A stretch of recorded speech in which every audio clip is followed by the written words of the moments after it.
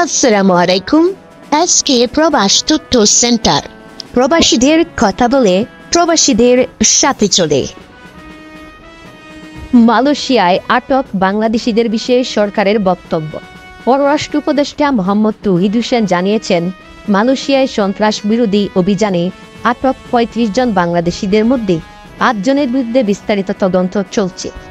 গত বুধবার ১৬ July foreign service একাডেমিতে জুলাই পুনর্জাগরণ অনুষ্ঠানে উদ্বোধনীতে তিনি বলেন, সরকার আটককৃতদের কনসুলার সহায়তা দিচ্ছে এবং হাইকমিশন তাদের সঙ্গে যোগাযোগ করছে। মালয়েশিয়ার সরকার সতর্ক করেছে, আরও কিছু বাংলাদেশি গ্রেপ্তার হতে পারে না। সন্ত্রাসবাদের সম্পর্কিত থাকলে ৫ থেকে ৭ বছর পর্যন্ত কারাদণ্ড হতে পারে সে দেশের আইনে। দুই দেশের সহযোগিতা। সম্প্রতি মালয়েশিয়ায় পররাষ্ট্রমন্ত্রীর সঙ্গে বৈঠকে বাংলাদেশ মালয়েশিয়ার যৌথ তদন্ত নিয়ে আলোচনা হয়েছে। বাংলাদেশ সরকার বিষয়টি গুরুত্ব দিয়ে দেখছে এবং প্রবাসীদের আইন মেনে চলার আহ্বান জানাচ্ছে।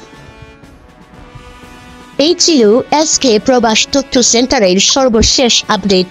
পরবর্তী আপডেট পেতে চাইলে সঙ্গে থাকুন। ধন্যবাদ।